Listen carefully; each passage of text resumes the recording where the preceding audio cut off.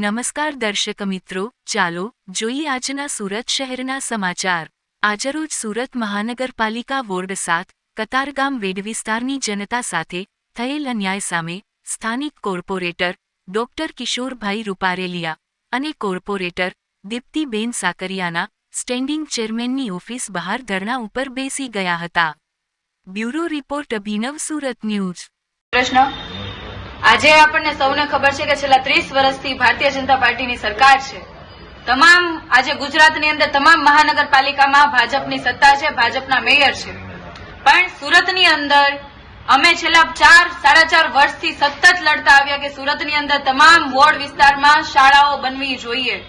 અને આખરે એ સ્વપ્ન સાકાર થયું। બધા કોર્પોરેટરોની જે સહિયારી મહેનત હતી એ સાકાર થઈ અને વિસ્તારની અંદર સ્કૂલો પાસ થવા માંડી। એવી જ રીતે કતારગામ વિસ્તાર વોર્ડ નંબર 7 એટલે કે અમારા આમ આદમી પાર્ટીના મેન્ડેટ ઉપરથી ચૂંટાયેલા કોર્પોરેટર શ્રી એવા ડોક્ટર કિશોરભાઈ રૂપારેલિયા તેમજ સાથી કોર્પોરેટર શ્રી એવા દીપ્તિબેન સાકરિયા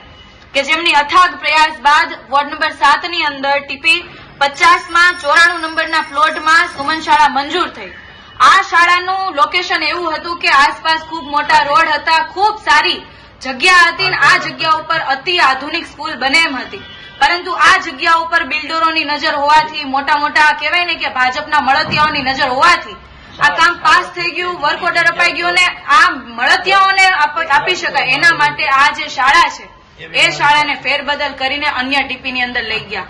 અમે નથી કહેતા કે બીજી ટીપીમાં શાળા ના બનવી જોઈએ, અમે તો કહીએ છીએ કે દરેક ટીપી દરેક વોર્ડ વિસ્તારની અંદર શાળાઓ બનવી જોઈએ, પરંતુ વોર્ડ નંબર 7માં જે મંજૂર થયેલી શાળા હતી એ વગર નીતિ નિયમોના છેદ ઉડાવીને નીતિ નિયમોને નેવે મૂકીને આજે શાળા બીજી જગ્યા પર ખસેડવામાં આવી છે। અમારી સૌની માંગણી છે કે જે જગ્યા પર શાળા મંજૂર થઈ હતી એ જ જગ્યા પર શાળા બનવી જોઈએ। નવી જગ્યાએ જે શાળા બનાવવાની કામગીરીની માંગ છે ત્યાં પણ શાળા બનવી જોઈએ। આજે કિશોરભાઈ રૂપારેલિયા અને વોર્ડ નંબર 7ના કોર્પોરેટર એવા દીપ્તિબેન સાકરિયા સ્ટેન્ડિંગ કમિટી ચેરમેનની ઓફિસની બહાર ધરણા પર બેઠા છે અને આજે અમે સૌ નગરસેવકો એમના સમર્થનમાં બેઠા છીએ। આજે સ્ટેન્ડિંગ કમિટી ચેરમેનને પણ રૂબરૂ મળીને રજૂઆત કરી, અગાઉ પણ રજૂઆત કરી હતી અને એટલું કહ્યું છે કે આવતીકાલના એજન્ડાની અંદર આ જે કામ છે એને દફતરે કરવામાં આવે। જો દફતરે કરવામાં નહીં આવે તો ગાંધી ચિંધ્યા માર્ગે આંદોલનનો રસ્તો અપનાવીશું ને લોકોને જે શાળાની જરૂરિયાત છે, શિક્ષણ માટે જે જરૂરિયાત છે એ માટે હર હંમેશ અમે સૌ લડતા રહીશું। અને આજના આ જે ધરણા અમારા જે ધરણા પર બેઠા છે એવા નગરસેવકોના સમર્થનમાં આમ આદમી પાર્ટીના કાર્યકર્તા શ્રીઓ પણ ઘણા બધા હાજર છે, જે લોકો નીચે દરવાજા પાસે ઉભા છે। અને ખૂબ દુઃખની વાત એ છે કે જે મહાનગરપાલિકાની કચેરીમાં જે ચૂંટાયેલા પ્રતિનિધિઓ અહીંયા કામગીરી કરતા હોય છે અને જે કઈ નીતિ નિયમો છે એમાં કઈ ચૂક આવે તો એના માટેના પ્રદર્શનો કરતા હોય છે ત્યારે સત્તા પક્ષથી જોવાતું નથી, પોતે તો નિયમો બદલી નથી શકતા, એમના આકાઓ છે કે એટલું જ કરવું પડે છે, પરંતુ જયારે અહીંયા ધરણા કરવા માટે બેઠા છીએ ત્યારે અહીંયા સ્ટાફને પણ ધસકાવવામાં એટલે કે કહેવામાં આવે છે કે આમના ઉપર ખોટી ફરિયાદો દાખલ કરો અને એમને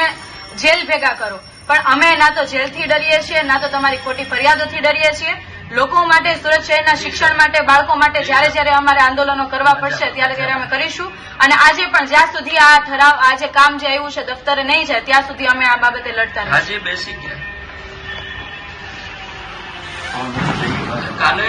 રહીશું।